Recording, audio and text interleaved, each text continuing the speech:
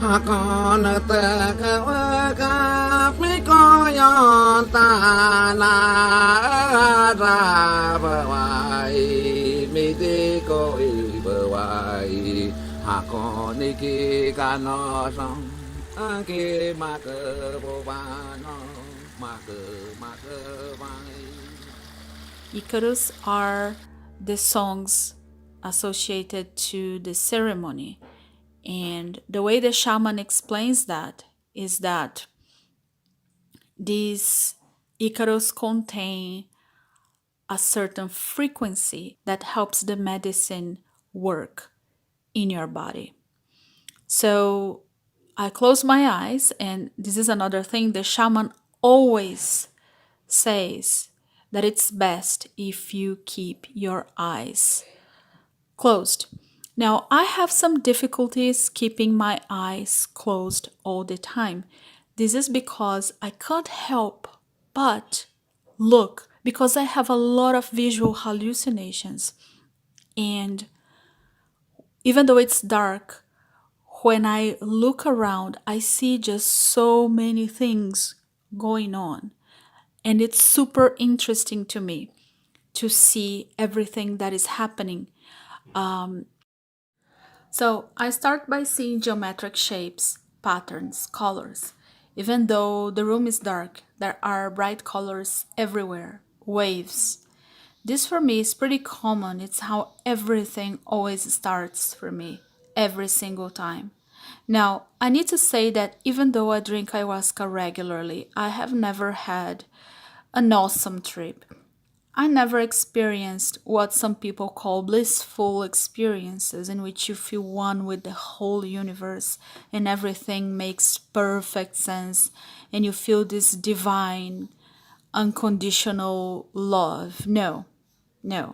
By now, I consider myself a specialist in bad trips on ayahuasca, and I've had bad trips more often than I would like to admit. I have my own theory as to why this keeps on happening to me. In the beginning, I thought that I might not deserve a good trip, but this feeling has long left me. And instead, I have come to terms with, the reason why this happens. And I'll talk about this later. But it's important right now for me to say that I went to this experiencing only wishing to understand more. It doesn't matter whether it's a good trip or a bad trip. I just wanted to have what I call a philosophical closure.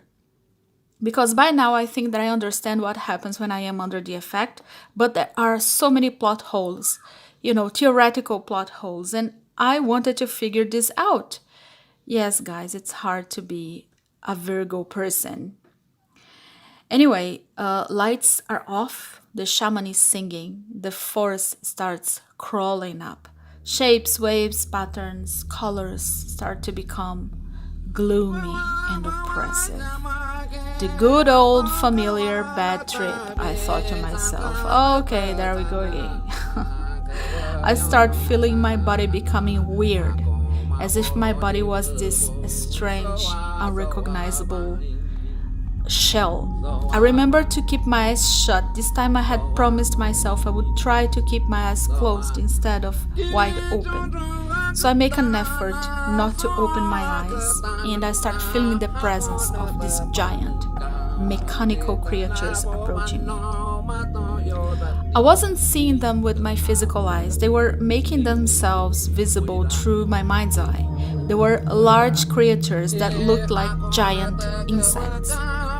But these insects were made of engine parts. They were mechanical, made and programmed by computers. They were like robots. They were not real beings. When they walked around, I could hear the noise of robots moving. I tried to formulate a question in my mind, but at the same time, my voice in my brain was telling me that it's pointless trying to speak to robots, as they only say what they are programmed to say. There is nothing there.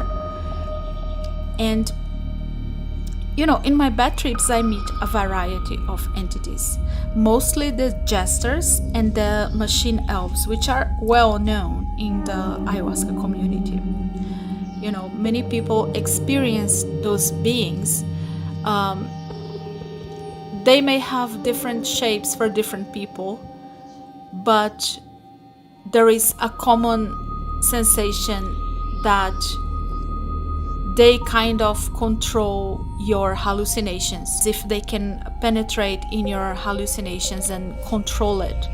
So if they want to show something, you are going to see something because they want you to see that something. And the jesters, they usually, they want to amuse you. So they create shapes and forms, they create fantastic environments, like a playground for you to play while you are under the effect. And the machine elves, they operate machines. And this time I saw the machine elves, but again, they looked like insects this time. And they were operating this weird machine. The thing is that what happens to me all the time is that everything that I see under the effect of ayahuasca looks lifeless. Whether it's beings, animals, things around me, they have no life of their own. They look like artificial stuff made by a computer, designed by a program. I talked about this before in my previous video, so I won't go into details here. But when I am under the effect, everywhere I look, I see only artificial intelligence. And this is where things get a little weird, because I start seeing myself also as this mechanical, robotic, lifeless device. My body looks and feels like a machine. Even my brain feels like a machine. It doesn't feel like a thing. And it's like my whole experience as a person is filtered through these machines. So you cannot really know what is real, because what you are understanding as real is a byproduct of these mechanisms, right? So this is what it feels. So I have very long hair below my waist, and when I touch my hair, it doesn't feel like real hair. It feels like artificial hair. It's very, very strange. So I feel that life in general is a result of a virtual reality game that we are playing together. We are online players sharing a virtual reality for a reason. And when I drink ayahuasca, it is as if we can see through this game. We can recognize this game as such. So I start feeling as if those giant insects were operating some machines. I am lying on my mattress. This mattress feels like a hospital bed, and I start feeling like I am tied up to this bed. But I obviously know that I'm hallucinating, so I know as a fact that I'm not literally tied to the bed. But it doesn't mean that I can snap out of the hallucination just because I can recognize it as a hallucination. So what happens is that I recognize it and I agree that whatever I am feeling is not really happening. And it's okay. So it kind of makes the whole thing lose a little bit of its power, because the illusion has been uncovered. It's like, oh, okay, so now I am hallucinating that I'm tied up to a hospital bed. Not funny, haha. But, okay, let's do this.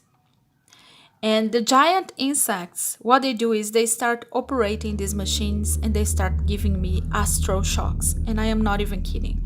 I literally feel as if they are giving me shocks for a reason, but I cannot figure out the reason why. I tell myself that if I'm having this experience, I better accept it and surrender, because otherwise, what is the point? So I accept that they are reconfiguring something in my inner program, and I just lie there and allow myself to be, given shocks. And I start seeing computer codes everywhere. And they're trying to change something, and I don't know what it is. And I am like, wouldn't this be much more effective if I knew what the hell you're doing? But They would not tell me, you see, these beings, they were like technicians. They didn't even know what they were doing. They were just following a program. So it's not that I could ask them. It's like going through an exam and the technician doesn't really know why you're doing that, because he's not the doctor. He's just operating the machine. This is the best analogy that I can get to. So I felt as if I was forcibly going through an electroconvulsive procedure. I felt my jaw clenching, my eyeballs twitching. There were a couple of tears rolling down my cheek, and I felt like I was biting my tongue, all while still understanding that none of that was actually happening. In fact, part of me was very calm and collected, just lying on the mattress, trying to figure out why I was going through that again, because I always have bad trips, so why? And I was literally feeling as if I was receiving these weird shocks. I looked at the guy in the mattress near me, the guy who came with me to the ceremony, and he was sitting, holding the bucket and vomiting a lot. I asked him if he was okay. He said he was not okay. I actually got up, got him some water, helped him drink water, cleaned a bit of vomit out of his shirt, while I myself was still hallucinating that I was going through this painful procedure. So I've said before numerous times that with ayahuasca we don't really lose touch with reality, if you want to call it that. We still know that we are hallucinating. There is no confusion there. With mushrooms, it's a little bit different for me. When you take mushrooms, it's harder to tell what is real and what is not, what is part of your hallucination and what is not part of your hallucination.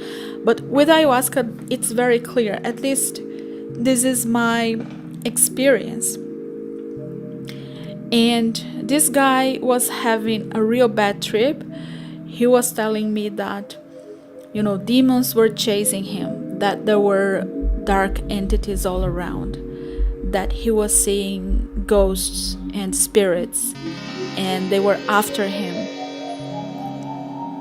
And I was trying to tell him not to believe those hallucinations and to try to look at them as if he was watching a screen, because this is my go-to method to stop a bad trip. And since I've had many bad trips, I can tell that at least this works for me. When I am having a horrible experience, what I do is I try to connect with a part of my mind that is observing the hallucination from third-person perspective. And at the end, I think this is my big lesson, because while you are hallucinating, if you can detach from the hallucination itself and watch things as if you were watching a movie, you will be able to navigate through the realms without being affected by what you see. So maybe you see a horrible demon, maybe you see, giant insects, and you can still walk confidently through these realms without being affected. And then the epiphany for me is that, our 3D existence is not very different. We are literally hallucinating our concrete reality. I do believe that we live in a simulation and that everything we call real is generated by a program. We are in a virtual reality. And these experiences with ayahuasca, they really reinforce that in me.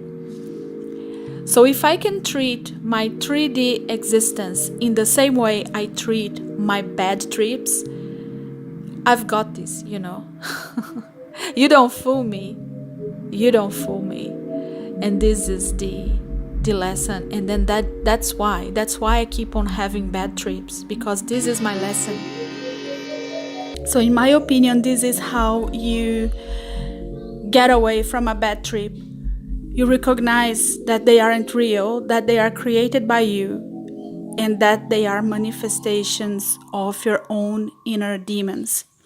That's how you do it. And this was my epiphany, as I said. And in a way, I am thankful that I've had all these bad trips, because maybe if I was having those wonderful unconditional love kind of trips, I would not have this understanding.